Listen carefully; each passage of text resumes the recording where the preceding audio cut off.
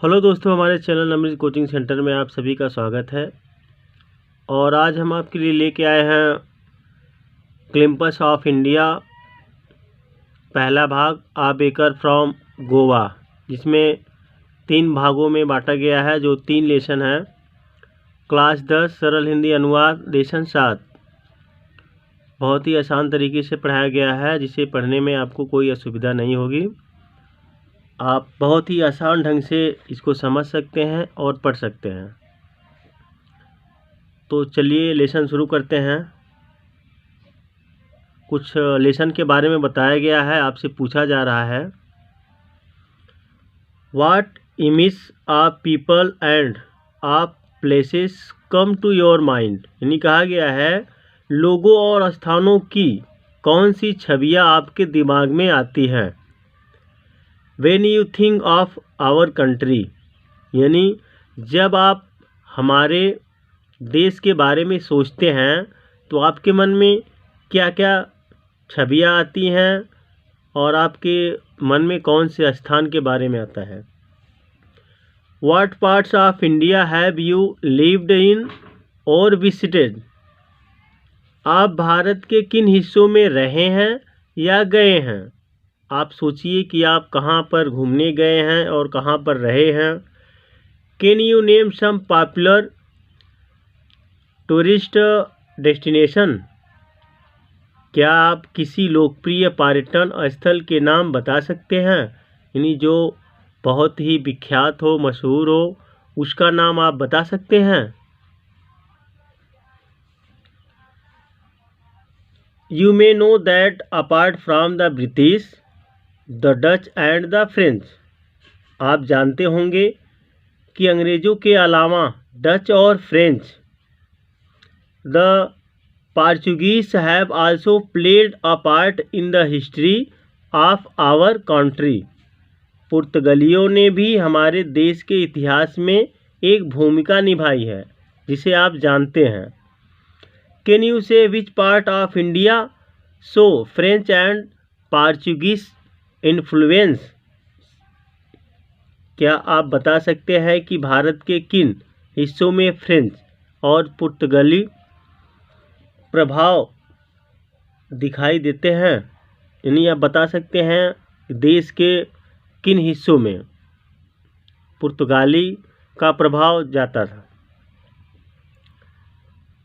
Can you से which part of India grow tea coffee.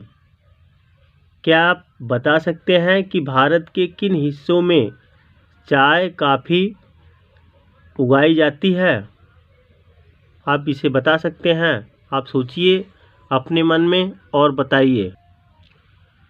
और चलिए अब आ बेकर फ्रॉम गोवा के बारे में पढ़ते हैं। लेसन शुरुआत करते हैं। This is a pen portrait of a traditional Goa village baker. कहा गया है यह एक पारंपरिक गोवा के गांव के एक बेकर का चित्रण है। Who still has an important place in his society, जिसका स्थान उसके समाज में आज भी महत्वपूर्ण है।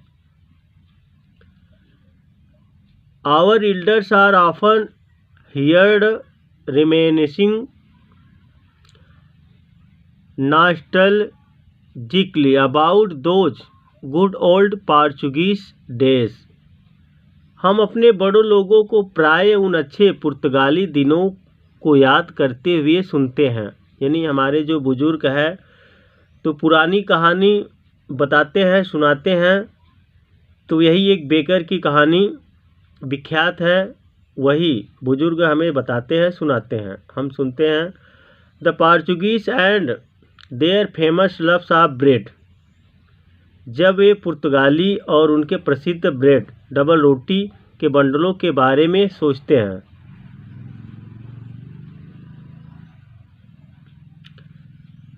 Those eaters of loves might have vanished, but the makers are still there. In double रोटियों को खाने वाले लोग चाहे न रहे हों, लेकिन उनके निर्माता आज भी वहाँ हैं। अब देखिए, चाहे खाने वाले हो या ना हो, लेकिन आज भी बनाने वाले तो हैं, बन भी रहा है। We still have amongst us the mixers, the moulders and those who bake the loaves. हमारे बीच वे मिक्सचर साँचे और वे रोटी सेकने वाले आज भी हैं, जो पाव रोटी या डबल रोटी बनाते थे, वे आज भी हमारे बीच में हैं, क्योंकि बन रहा है। Those age old time tested furnaces still exist. वे समय की कसौटी पर परखी हुई भट्ठियों आज भी अस्तित्व में हैं, यानी आज भी यादगार में है, आज भी याद है। The fire in the furnace has not it been extinguished. उन भट्ठियों में आग आज भी है, वे अभी तक बुझी नहीं है, जहाँ पर पाव रोटी और डबल रोटी बनाई जाती थी। द थर्ड and jingle of the traditional bakers bamboo heralding his arrival in the morning. परंपरागत बेकर के बांस की धमक और खनक उसके आगमन की सुबह सुबह घोषणा करती हुई।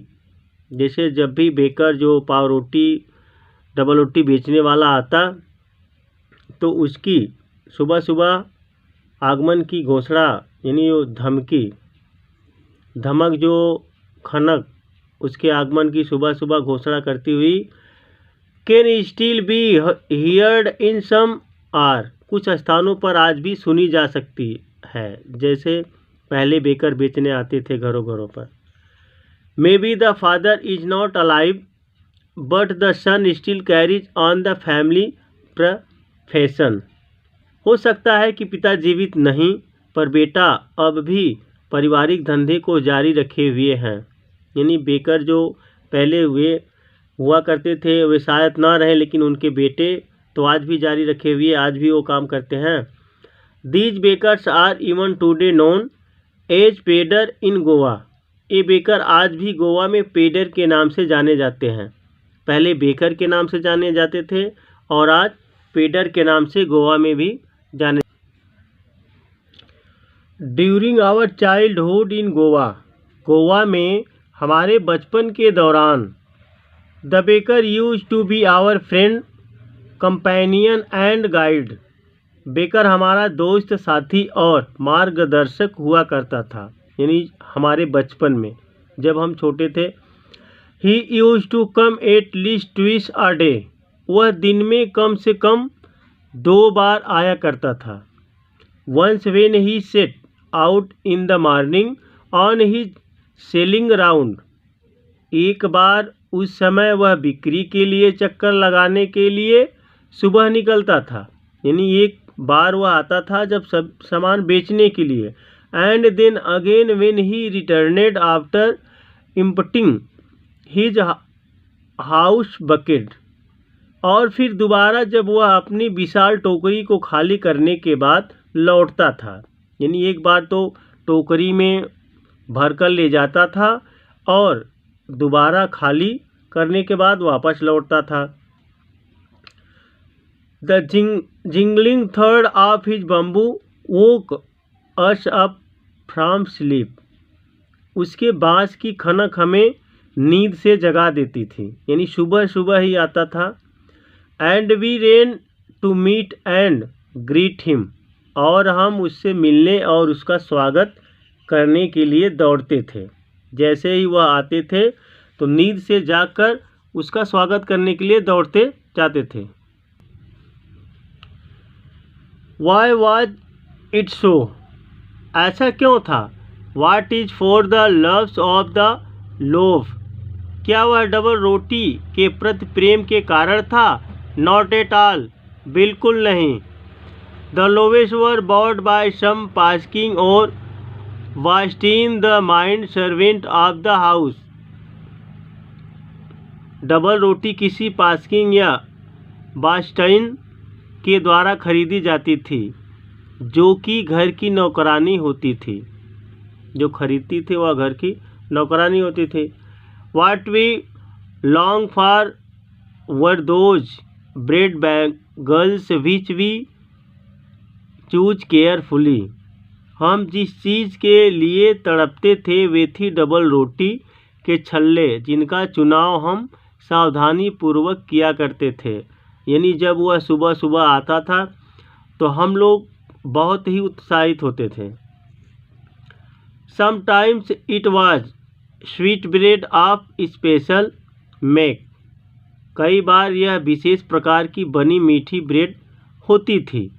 The baker made his musical entry on the sense with the जंग जंग sound of his specially made bamboo staff. Baker अपनी संगीतमय प्रवेश को अपने बांस के स्पेशल बने हुए हंडे की झंग झंग की आवाज़ के साथ करता था। यानी कोई भी सामान बेचने वाला जब आता था सबका अपना अपना अलग तरीका होता था, लेकिन उस समय के बेकर जो थे अपने बांस के बनाए हुए स्पेशल तो म्यूजिकल से साउंड करते हुए आते थे, तभी सभी लोग सुबह सुबह जाग जाते थे। One hand supported the bucket and his head. एक हाथ से अपने सिर पर रखे टोकरे को सहारा देते हुए and the other banged the bamboo on the ground, और दूसरे हाथ से ज़मीन पर बांस को बजाते हुए। जो बेचने का तरीका था, एक हाथ से अपने टोकरी को सर पे पकड़े हुए और दूसरे हाथ से बजाते हुए। He would greet the lady of the house with good morning. वह घर की मालकिन को गुड मॉर्निंग कहकर अभिवादन करता। जैसे हम लोग सुबह सुबह स्कूल में जाते हैं और कहीं किसी से मिलने जाते हैं तो अभिवादन करते हैं, तो ऐसे ही बेकर भी आकर सभी का अभिवादन करता था।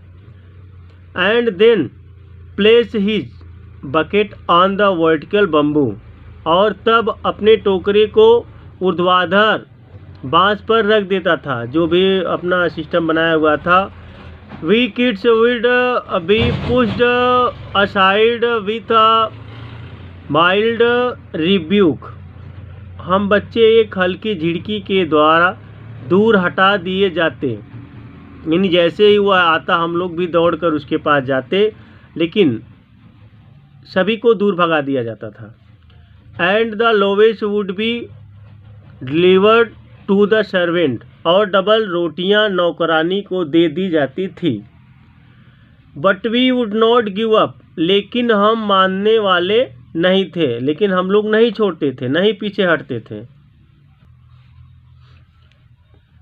We would climb a bench or the parapet and dip into the bucket somehow।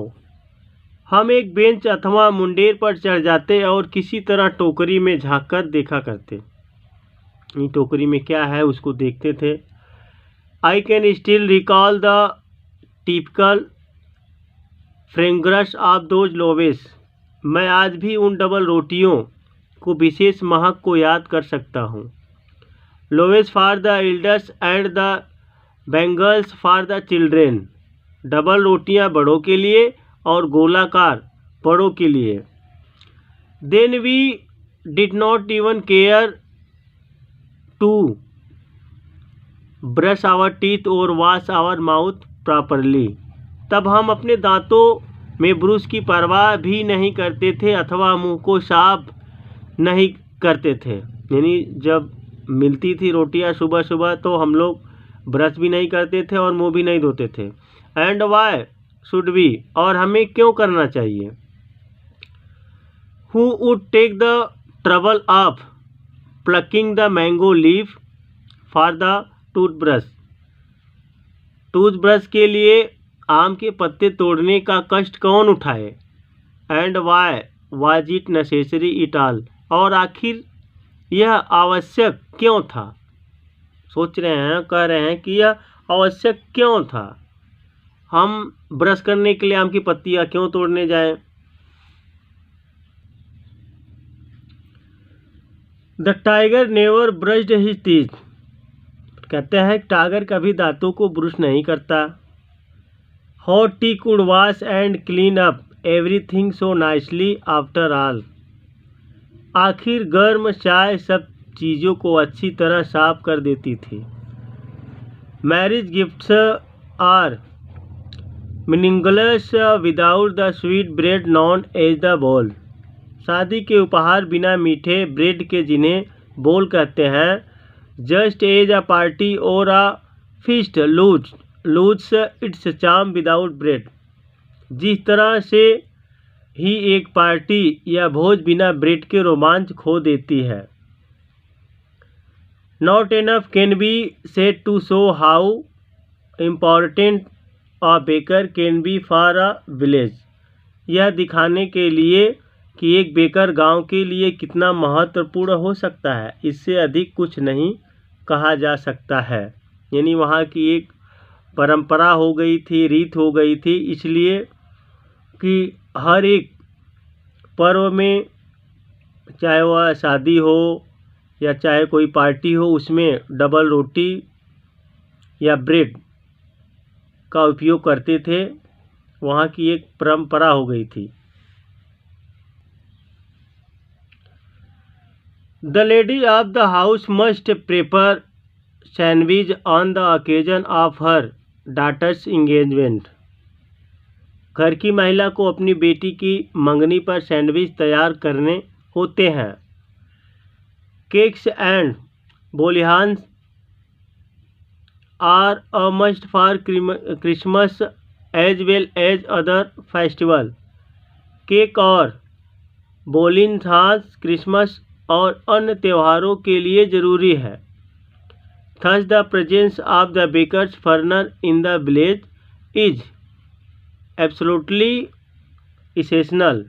इस प्रकार गांव के बेकर की भट्ठी का होना अत्यंत आवश्यक है। कहते हैं जैसे त्यौहार के लिए, क्रिसमस का त्यौहार है तो क्रिसमस का पेड़ बनाते हैं, क्रिसमस की तरह सजाते हैं। दिवाली का त्यौहार आता है उसमें दिवाली की तरह, तो इसी प्रकार का बेकर का भी होना बहुत ज़रूरी है।